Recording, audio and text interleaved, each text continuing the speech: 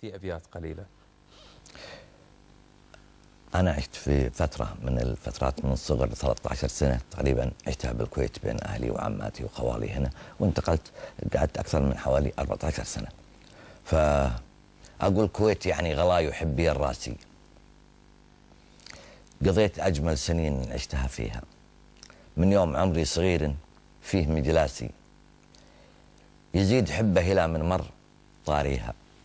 هذا ولا أنسى بلاد العز نماسي، اللي سقتني قراح عد صافيها.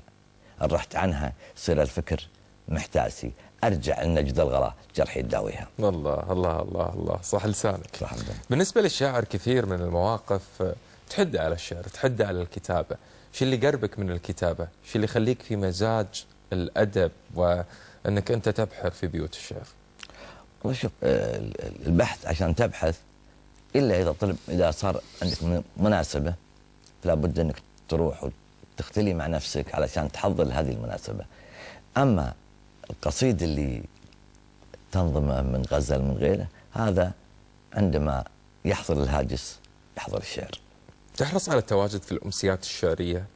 والله نعم، يجينا كثير من يعني الدعوات ونحضرها، بالعكس يعني يشرفنا أي دعوة عندنا. وشاركت وتعقيبا بس على يمكن الشغل الإعلامي.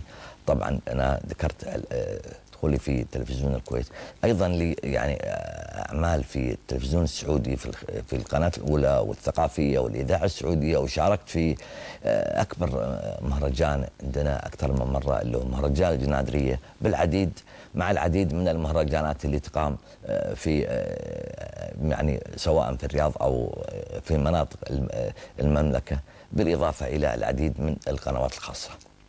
كيفك الحين تبي تسمعنا رواية، تبي تسمعنا قصيد، رغبتك؟ يقول يا حبيبي ليه طولت الصدود وانتظاري طال لك والشوق زاد، طالت الفرقة صبري له حدود، ارحم اللي صار مع فكره جهاد. أسألك بالله بخلاف الوعود، هي ظروف تجبرك ولا عناد؟ يا شبيهم بالحلا مثل العنود، ارحم اللي صار مع فكره جهاد. يا شبيهم بالحلا مثل العنود، ارحم اللي في هوى حبك يقاد. عاقني سلم هواكم بالصعود، وانزلت رجلي على غير اعتياد. هي سفينتنا بحرت واحسب تعود، يدفها النسناس والمجداف عاد. يوم شفت البحر بمواجه يزود، فالغرق حاصل علينا بالوكاد. كان هي عادتك نقضي للعهود، فتركك وانساك كان الله راد. صح لسانك، يعطيك العافية. متواصلين في مسائي فاصل. اللي أخذت يعني طابع خاص، وسئلت ينسأل عنها في أكثر من مناسبة أو تطلب في أي مناسبة، وهذه من الروايات اللي فيها عن حقوق الوالدين والجار، حقوق الجار أيضا، بر بالوالدين وحقوق الجار واختيار الصديق، من مثل ما ذكرت الوفاء، الكرم، عن الشيء اللي يطلع منه فائدة، عن الحب أيضا، الحب العفيف والنظيف والمبني على نوايا حسنة يعني قبل، وغيرها من اللي لها بالغ الأثر في النفس وتعالج في بعض الأمور، ويعني تحث شبابنا على، وخاصة لما تكون في إحدى الأمسيات أو اللي يكون فيها يتواجد شريحة كبيرة من الشباب، نحرص على مثل هذه النماذج من القصص. الحزاية دائما تونسنا احنا الكويتيين، لا شك، نحب الجانب القصصي في الموضوع، ويمكن هذا حال الأمم كلها تحب. صحيح. الجانب القصصي وطريقة السرد. صحيح. سمعنا من القصص اللي موجودة عندك. والله يمكن يطري علي قصة قرأتها لي والدتي من أمي جدتي رحمة الله عليها، وكان عمري الله يرحمه ما يتجاوز 14 سنة. فتقول إن رجل يعني فارس ورجل معروف من البادية له صديق تربط صداقة مع فلاح في بلده، وبالصيف نعرف أن العرب بحلالهم يقربون حول البلدان الصغيرة أو القرى، بحيث أن الموارد قريبة منهم. فتقول يعني يمضي كل سنة أو سنتين يجي يلفي على قريبة من الديرة، فيجي يستضيف عند هذا الرجل راعي المزرعة، وهو يعزه صديق له من سنين. فغاب عنه عدة سنوات هذا الفارس، فبعد مرور كم سنة جاء وفعلا زار صاحبه، فطبعا أكرمه في ذاك اليوم، وكان غدا هذا الرجل وجماعته عند هذا الفلاح. فلاحظ أن عند الفلاح بنت، وسأل من الصغار هل هي متزوجة؟ قالوا لا. فلما قالت على الأكل قال تفضل، قال بطلبتي أقرط على غداك. قال شو؟ قال لي طلب. قال إذا كان طلبتك يصك عليها المزرعة أو البيت فأبشر بها. فقال البنت، ففعلا زوجها إياه. فقعد عندها عدة أشهر، حتى أنها يوم جاء رحيلهم ينتقلون من المكان لمكان كانت البنت حامل. فقال لها إذا كان جبتي ولد سميه منديل، وإذا كان بنت سميها على كيفك. فأنا ما أدري يعني سفرتي أو ارتحالي متى نعود، ربما أني أعود عقب ما يصير الولد يمكن عمره من الأشهر أو السنة أو أكثر أو أقل. ففعلا ارتحل مع جماعته، مرتبط بجماعته.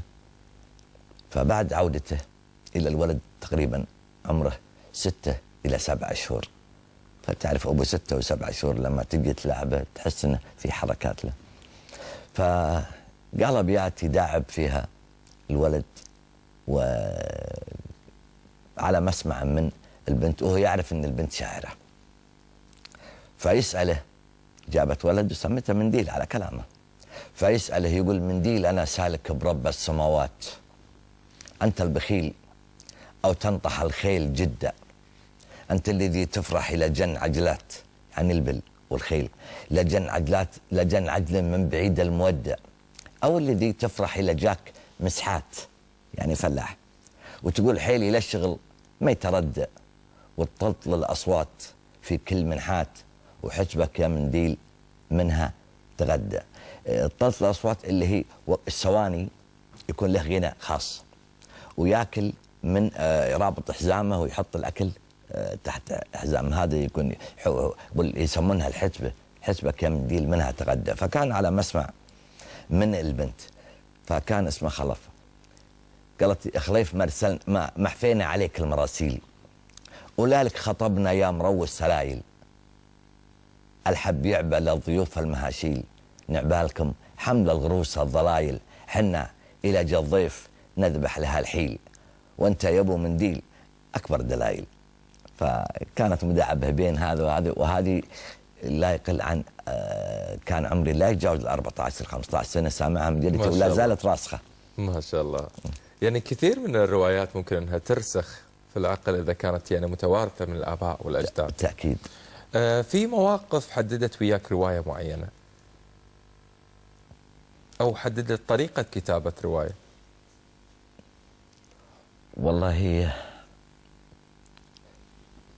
المواقف كثير يعني تحدد رواية، أو تحطها رواية وهمية، وعلى ضوءها مثل ما قلت تحطها يعني قصيدة. يعني من الروايات يمكن تكلمت عن بر الآباء نعم. والأمهات، ويمكن احنا محتاجين في هذا الوقت كثير ما نسمع من القصص اللي تكون متعبة يعني بعقوق الوالدين، واحنا نتمنى انها تكون منك رواية واعظة للمشاهدين بشكل عام. بالنسبة لحقوق الوالدين، لا شك أن الوالدين لهم حقوق واجبة علينا، وليت الله محيي والدينا ونشيلهم على رؤوسنا إن شاء الله. الحضيض اللي والدته ووالده على قيد الحياة ليلحق عشان يبر فيهم الجنة تحت أقدام الأمهات. فالأم والأبو أو كبير السن لما يكون بالبيت هذه نعمة للبيت، ولا شك أنها فرق تدعي لهم بدخولهم وطلعتهم. فالحضيض اللي متواجد منه والديك كلهم أو أحدهم يكون متواجد بالبيت. فمن الروايات يقولوا بنت عاشت مع أمها ووالدها، حتى أنها رفضت جميع مغريات الحياة، أنها رغم أنها تطلب للزواج بنت على قدر كبير، لا من الجمال ولا من الطيبة، ولكن ترفض الزواج. تقول أبى أخدم أبوي وأمي ما دام الله محييهم، خوفا من أنهم يقعدوا لحالهم ما عندهم من يخدمهم. حتى توفت الأم بعد فترة، وبقي أبوها كان شايب كبير، وكانوا في بلدة ما لهم أحد، لا قرايب ولا ما فيه إلا أهل الديرة. هو إمام المسجد أو مطوع الديرة، يربطه مع أبوها صداقة، حتى أنها تنتبه بالعم يا عمي، ويجي عنده تقهويهم. فطعنت بالسن، كبرت بالسن، وكان أبوه يتمنى أنها وكل من جاها من يعرض عليها الزواج رفضت. يجونها الحريم يقولوا لها هذا فلان أو فلان أو فلان، فتقول آخر شيء قالوا لها أن هذا شرطه أنه يخليك عند أبوك. قالت لا، الحي ينقلب، تخاف أنه يغير رأيه فيما بعد. فبعد ما تعب الأبو حس نفسه، وجاه يوم من الأيام إمام الديرة، كان يوصي إمام الديرة على البنت أنه يحفظها لو جرى عليه شيء من أمور الدنيا مع عياله. فقال البنت اسمها جهم، قال يا أبو فلان أنا ما أدري عن يعني متى الله ياخذ أمانته، ولكن ترى فلانة أمانة في رقبتك، لا تحطها إلا عند من ترضاه من جاهها. فكان يوصيه عليها، على ما اسمع منها فأجهلت بالبكاء.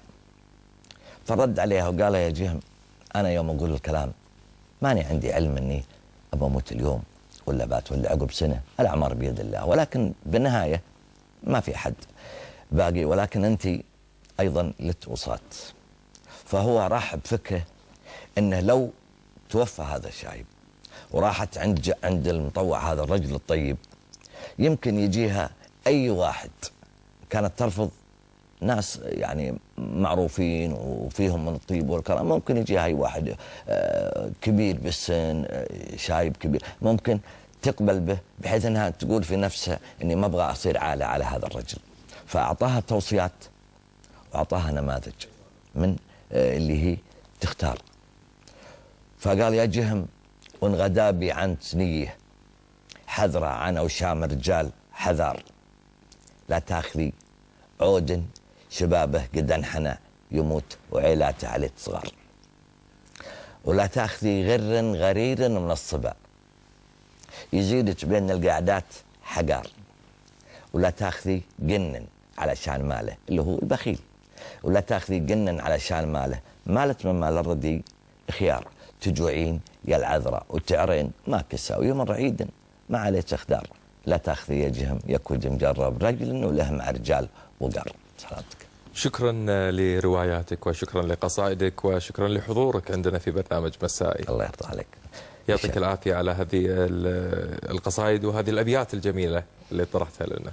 أشكرك جدا، وأشكر قناة الراي على هذه الاستضافة، وأنا سعيد جدا وفخور بتواجدي بهذا البرنامج، برنامج مسائي، وأرجو أن أكون قدمت ما يحوز على رضاكم ورضا المستمعين بإذن الله. في رسالة معينة في خاطرك حاب أنك أنت يعني من خلال برنامج مسائي حاب أنك أنت ترسلها؟